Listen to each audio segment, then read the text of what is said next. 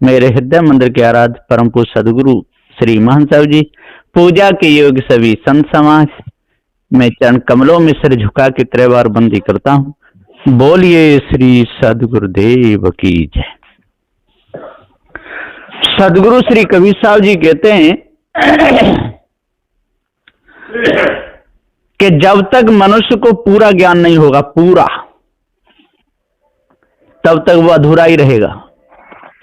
हाँ, ग्रंथ कितने भी याद कर ले, ऊंचे ऊंचे सिंहासनों पर भी बैठ ले, सभा में बागा मान भी हो जाए, लाखों अरबों खरबों रुपया उसको भेंट भी लोग चढ़ा दें, लेकिन जब तक उसको जड़ और चेतन का ज्ञान नहीं होगा तब तक वो अधूरा है, पूरा हो ही नहीं सकता।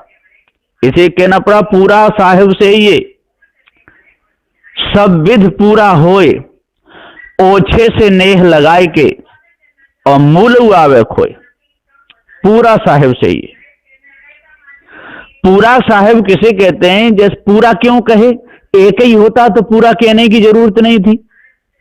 इसका मतलब बहुत से साहिब हैं। ये प्रत्यक्ष बात पकड़ की है कि साहिब कह रहे हैं पूरा साहिब से ही है, तो पूरा साहिब का मतलब बहुत से साहिब हैं, उनमें पूरा कौन सा है? तो साहिब कहिए चेतन जीव ही है। चेतन जीव के ऊपर और दूसरा कोई साहिब नहीं है। जहां भी ये चेतन जीव रहता है वहां उसकी दुहाई फिरती है, किसी की अच्छाई में फिरती है और किसी की बुराई में फिरती है, फिरती जरूर है। तो पूरा साहिब से ये जितने भी मनुष्य खानी में जीव आए ये सब साहिब हैं, और हैं वो अपनी साहिबी को हार करके गए पशु पक्षी उस मनुष्य खानी में, और जब मनुष्य खानी में आ गया तो वो समझ लो साहिब हो गया। तो पूरा साहिब से ये, इनमें जो पूरा हो, जो न्याय की बात कहता हो, जो सतपथ पर चलता हो, जिसके अंदर किसी प्रकार का कोई विकार ना हो, मनुष्य खानी में आकर के मानवीय इसके अंदर गुण हो तो मनुष्य है। और मनुष्य खानी में आ गया और मानवीय गुण नहीं है तो वो मनुष्य नहीं हो सकता है। तो पूरा साहिब से ये सब विध पूरा हो, सब विध से पूरा हो। सब विध का पूरा मतलब ये नहीं कि कहीं भी किसी के हाथ मल में लिसरे उसके हाथ का खाए ले तब वो पूरा होए, या काऊ के घर में घुसे या भोजन पाए ले उल्टा सीधे हाथों का, है ना। बच्चे ने तुरंत टट्टी करी और माँ पहुंच के डाली आई, उसे हाथों से बनाए दे और खाए जाए लपालप, और भूपेंद्र दास को भी खिलाए थे। तो ऐसा नहीं, उसको नहीं खाना चाहिए, देखना चाहिए। पूरा साहिब कहते हैं उसकी नजर बहुत तेज होती है। तो पूरा साहिब से ये जो खान पान भी इसका शुद्ध हो, मन भी इसका खान पान शुद्ध रहेगा तो मन तो शुद्ध रहेगा ही रहेगा। विचार निर्मल हो, जड़ाध्यास से छूट जाए, चेतन पूजा जिसके अंदर हो वो पूरा साहिब है। 10 दोषों का त्यागी हो, और ये भी बात नहीं कि समय पर 10 दोषों से काम न ले, 10 दोषों से काम भी लेना पड़ता है समय पे। लोग इतना तो सीख जाते हैं कि 10 दोष त्याग दो त्याग दो त्याग दो। हाँ, त्यागना क्या है? चोरी त्यागना है, हिंसा त्यागनी है, व्यभिचार त्यागना है। चोरी हिंसा व्यभिचार ये बिल्कुल त्याज्य हैं। बिल्कुल लक्ष्य ही नहीं होना चाहिए, वो पूरा वो साहिब है। चोरी हिंसा व्यभिचार, ईर्षा त्याग नहीं है। क्रोध हथियार है, इससे तो काम लेना है, किसी को मारना काटना नहीं है। लेकिन कोई बात आए पर है तो एक ललकराम में उसकी पेशाब छूट जाए, ऐसा तो होना ही चाहिए, नहीं तो कोई चटनी की तरह चाट जाए, ऐसा भी नहीं होना चाहिए। तो क्रोध हथियार है, इससे काम लो, मारो मत, वो पूरा साहिब है। और जो बाहर के जो लोग हैं और बॉर्डर पे लगे हुए हैं, दूसरे चढ़ाई कर रहे हैं, गोली चल रही है, तो वहां पर तो मारकाट भी हो जाती है, उनका विषय अलग रहा, उनको कोई पाप पुण्य से या कल्याण से लेना देना नहीं है। ये बात हो रही है कल्याण इच्छुकों के लिए, जो भाव से करना चाहते हैं, उनको भी क्रोध का प्रयोग समय पर करना पड़ता है, नहीं तो काम बनेगा नहीं। नहीं करेंगे तो पिट जाएंगे, ठुक जाएंगे, वहां से भाग जाएंगे, और कहां कहां पिटते हुए डोलेंगे। ऐसा नहीं। तो समय पर काम लो, औषधि बना के, क्रोध की औषधि बना करके काम लो। और नहीं तो किसी के भी पेट में चाकू घूंस दो, किसी के में कुछ लाठी मार दो, किसी की आंख फोड़ दो, तो आपकी भी आंख फोड़ेगा, वो आपको काटेगा, मारेगा। ऐसा नहीं। तो क्रोध, ईर्ष्या, क्रोध और मान। और ये भी नहीं समझना कि किसी ने कह दिया कि मैं जरा मराखंड हूं, मैं मांस नहीं खाता हूं, ये लोग मांसाहारी हैं तो वो घमंडी मान ही हो गए। ऐसा नहीं है। ये कहना कोई मान घमंड नहीं है ना। किसी ने धुले हुए कपड़े पहने हैं और वो कह दे कि मैंने धुले हुए पहने हैं, तो इसमें मान कहां से हुआ, है ना। कोई मांस नहीं खाता, शराब नहीं पीता, और कहता है कि मैं शराब नहीं पीऊंगा, तो कोई कह दे अरे भैया वहां सब शराब पी रहे बड़े बड़े लोग, एक इतना घमंडी आया तो वहां तो एक पैग भी नहीं लिया, तो समझ लो कि वो घमंडी नहीं है। घमंडी तो वो हैं जो शराब पी रहे, क्योंकि मानव धर्म में शराब पीना है नहीं। और फिर भी यदि शराब पीता है तो वो मनुष्य नहीं है। मानव धर्म में बीड़ी पीना, गुटखा खाना, सिगरेट, भांग, चरस, जितने भी बुरे ये कर्म हैं और जितने नशीले, जो मानव धर्म में नहीं है, और फिर भी पीता है तो वो अहंकारी है। लेकिन वो कहता है कि मैंने जब से शराब छोड़ी है तब से जीभ पे नहीं धरी, ऐसे कहता है तो वो घमंडी नहीं है, वो त्यागी है।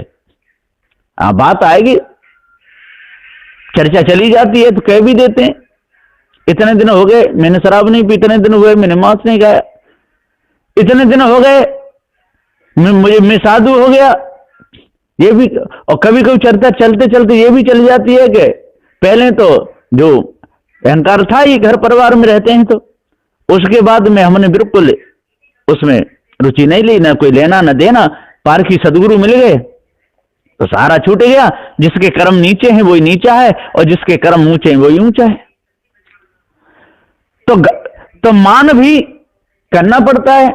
अब कहोगे, अब किसी ने कहीं अच्छी गद्दी लगाई थी और बड़े पुरुष समझ करके लगाई है, और जाकर के जहां गधा लोते वो क्या कहते सुअर, और वहां जाके बैठ जाए, कहा भैया वहां क्यों नहीं बैठे, क्या नहीं वहां घमंडी बैठते हैं, मैं मान नहीं करता, तो समझ लो कि वो सबसे ज्यादा नीचे।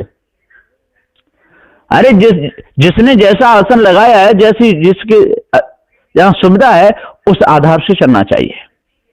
और वहां पर यदि किसी ने तख्त नहीं लगाया, उसके घर में खाट है और रूट गट टन के ले झूला चंदे के तख्त होगा तो सोऊंगा, खाट पे नहीं सोऊंगा, ऐसा नहीं, वो घमंडी है, उसको घमंडी कहते हैं। किसी के घर घी दूध नहीं है, कि आपके घर घी दूध है कि नहीं, तो हम बुलाए क्यों है तेरे के, हम तो ये जा रहे, करवा ले अपना प्रोग्राम किसी से, तो समझ लो कि वो घमंडी है, अहंकारी है। गुरुदेव जी बताते हैं कहीं घी घना, कहीं मुट्ठी चना, कहीं वो भी मना, कहीं चटनी रोटी मिलती है, कहीं दाल रोटी मिलती है, कहीं दाल रोटी सब्जी मिल जाती है, कहीं भात भी साथ में मिल जाता है, कहीं पूरी पकवान भी मिल जाते हैं, कहीं हलवा भी मिल जाते हैं, कहीं रसगुल्ला भी मिल जाते हैं। जैसी व्यवस्था हो, जिसके जहां जैसा मिल जाए, उसमें जो पार जाए उसे कहते हैं पूरा साहेब, है ना। और कोई कहते नहीं ऐसा चाहिए, कोई वैसा चाहिए, कोई बिना दूध के सो ही नहीं सके, बिना घी के रोटी नहीं खा सके, है ना, बिना सलाद के उसके काम चले नहीं, फल चाहिए, मेवा मिष्ठान चाहिए, लिख लिख के पर्चा दे दे, इतना चाहिए, नहीं, ऐसा नहीं, वो पूरा साहिब नहीं है।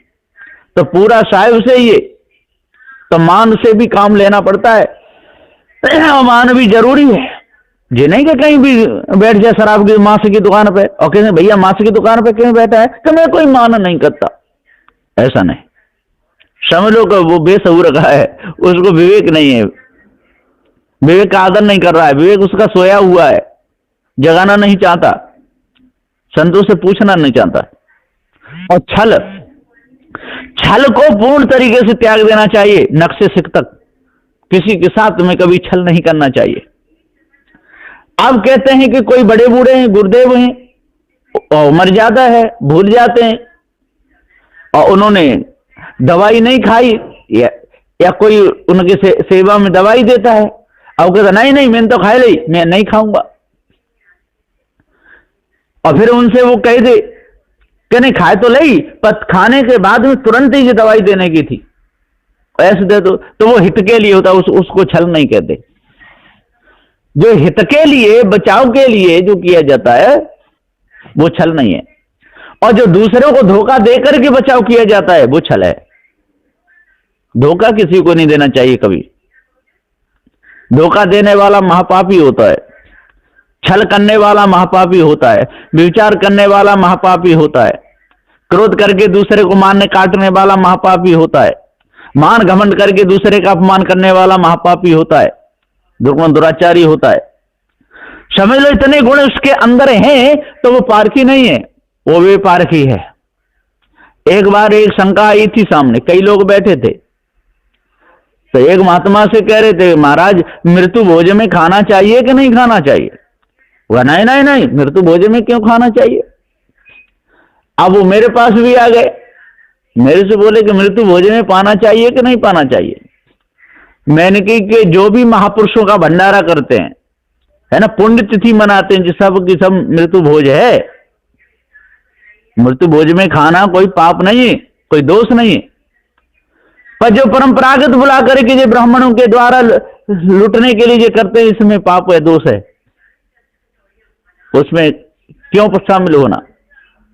जो भी जिसके माता की शरीर छूट गया, पिता का शरीर छूट गया, गुरुजनों का छूट गया, उनकी याद में जो मृत्यु भोज जो करता है उसमें खाने में कोई दोष नहीं है। तो महापुरुषों की जो भी तिथियां मनाई जाती हैं, पुण्य तिथि मनाई जाती है, जिससे मृत्यु भोज ही में आती है। तो सद्गुरुदेव जी हम पुकार के समझाते हुए कहते हैं कि ईर्ष्या, क्रोध, मान और छल, न किसी के साथ में ईर्ष्या करनी चाहिए, न क्रोध करके किसी की हानि पहुंचानी चाहिए। हाँ, बचाना तो पड़ेगा। अब सामने बिल्ली खड़ी है और कुत्ता चोट मार ही देता है तो एकदम लड़कला लगाना ही पड़ेगा, है ना। चूहा बेचारा बैठा है और बिल्ली झपट मार रही है, आपकी नजर पड़ गई तो उसके लिए डंडा लेकर के दौड़ना ही पड़ेगा। या कोई गड़बड़ कर रहा है, काम बिगाड़ ही देता है तो एकदम उसको रोकना ही पड़ेगा। अब पता नहीं कोई महात्मा थे, आटा लगा रहे थे, माथे पे आ गया पसीना, हाथ पहुंच करके आटे में दही देते थे, तब तो मित्र साहब ने एकदम उनको हाथ से रोका, उनको चोट भी लग गई कि क्या बात है, ऐसा क्यों किया कि तेरे माथे पे पसीना था और पहुंच करके आटे में दे देता था। फिर उन्होंने माफी मांगी, हाँ गलती थी, आपने आटा बचा लिया, बहुत अच्छा, मेरे साथ में उपकार किया, माफी मांग ली। तो सद्गुरुदेव जी यहां पुकार के समझाते हुए कहते हैं कि ईर्ष्या, क्रोध, मान और छल सोच करके, समझ करके, निरख करके, परख करके तब पैर आगे बढ़ाएंगे तो इनसे काम ले सकते हैं। जो बहुत काम की चीज है, लेकिन ईर्ष्या कोई काम की चीज नहीं है, और क्रोध करके किसी को मानना कोई काम की चीज नहीं।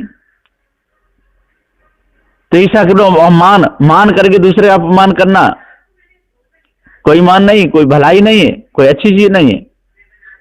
और छल करके अपनी जीत कर लेना और दूसरे को गिरा देना, डुबा देना, भरी सभा में अपमान कर देना, ये कोई अच्छी बात नहीं। तो इन पर विजय प्राप्त करनी चाहिए और औषधि बनाने लायक हो उनकी औषधि बनाना चाहिए, और ना हो उनको छोड़ देना चाहिए। और गाली, निंदा, झूठ, गाली कभी किसी को नहीं देना चाहिए। हाँ, महापुरुषों ने जो व्यंग रूप में किसी को कहा है वो गाली नहीं मानी जाएगी। जो तो सदु श्री पूरन साहब भी कह गए, कहले तत्न की आड़ और तब फाटते गाण तब त्राय त्राय करत हुए।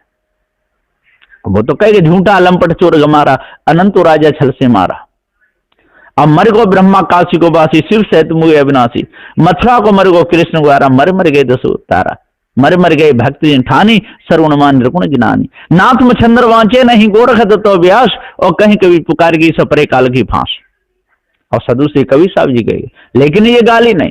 सदु श्री पूरन साहब जी भी कह गए, लेकिन वो गाली नहीं।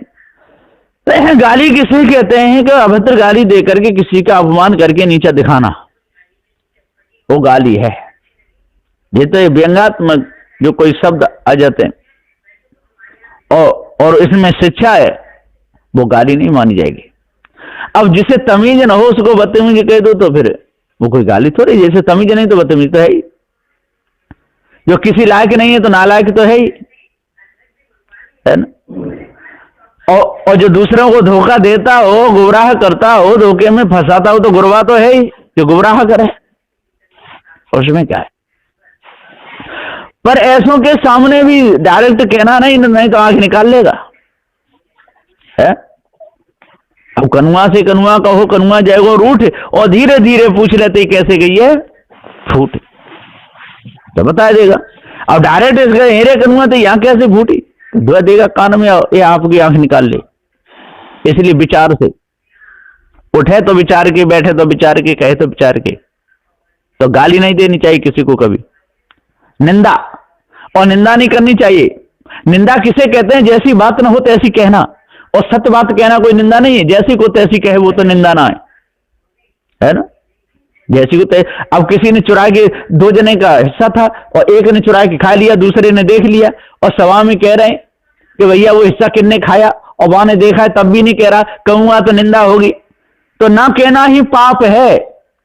वहां पर यदि तेने देखा है और वहां ने चीजें खाई है तो उसमें शामिल है, वहां है, और वहां बात पूछी जा रही है बड़े गुरुजनों के द्वारा, तो बताने में कोई दोष नहीं है, तुरंत कह दो मैं देख रहा था, इसने उसका हिस्सा खा लिया। इसमें कहने में कोई दोष नहीं, और ये निंदा भी नहीं है। क्योंकि जैसी करतूत जिसने की है और वैसी करतूत उसकी सामने पर बता देना, वो निंदा नहीं है, उसको निंदा नहीं कहते। अब आप बेचारे ने चोरी नहीं की और उसको दोष लगा दो, है ना। बड़े ने पेशाब कर दिया आंगन में और बच्चे को दोष लगा दिया जब बच्चा ने पेशाब करिए, वो निंदा है ना। कभी भी बेचारे ने कोई गलत काम नहीं किया और पीछे पीछे चोरी करके और कहते जाई नहीं किया, जय बदमाश है, उसको निंदा कहते हैं। और झूठ, झूठ बोलना महापाप है। पर अपना यदि चरित्र का बचाव हो रहा हो, वहां पे झूठ बोलना पाप नहीं है, ऐसे महापाप है, अति पाप है।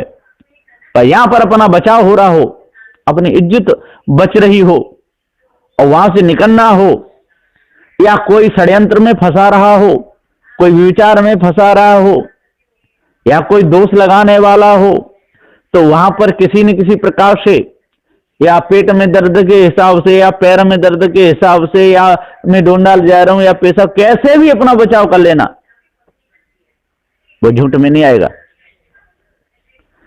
झूठ कहाँ है कि आपके पेट में दर्द नहीं हो रहा है ना हाथ में दर्द हो रहा है, लट्ठा कट्टा जैसा बढ़िया है, और गुरुजनों ने कहा कि बेटा 2-4 रोटी बना दो, 2 जने आ गए, अब कह रहा है नहीं मैं बहुत परेशान हूं, मेरे सिर में दर्द हो रहा है, उठा नहीं जा रहा है, वो झूठ बोलना महापाप है। हाँ हो रहा है तो कहना कोई पाप नहीं, और दर्द हो नहीं रहा है, और बिना बात के मक्का ढोंग बना रहा है, कह रहे दर्द हो गया, तो गालिंदा झूठ। तो सदगुरुदेव जी हम पुकार के समझाते हुए कहते हैं कि हे भाई ज्ञानी हो, विद्वान हो, 4 वेद 4 7 18 पुराणों के ज्ञाता हो, जपी तपी सन्यासी हो, सब के सब अपने आप को जानो, भरम भूल कल्पना मिथ्या धोखे को त्याग दो, तो पूरा साहिब से ये शब्द पूरा होए। जिसने त्याग वैराग लिया है, जिसने इंद्रियों पर विजय प्राप्त की है, और जो त्याग वैराग से रहता है, कहीं भी रहता है, कैसे भी रहता है, जंगल में रहता है, घर में रहता है, वन में रहता है, कैसे भी रहता है, लेकिन त्याग वैराग में पूर्ण है, तो समझ लो वो पूरा है। और ऐसों का आदर करना चाहिए, मान करना चाहिए, और पार की संतों की शरण में लग करके अपने मन की सारी खराबी को दूर करना चाहिए, तब पूर्ण शांति मिलेगी, नहीं तो मिथ्या धोखे में पूरा जीवन चला जाएगा। बोलिए श्री सदगुरुदेव की जय। जय साहेब बंद।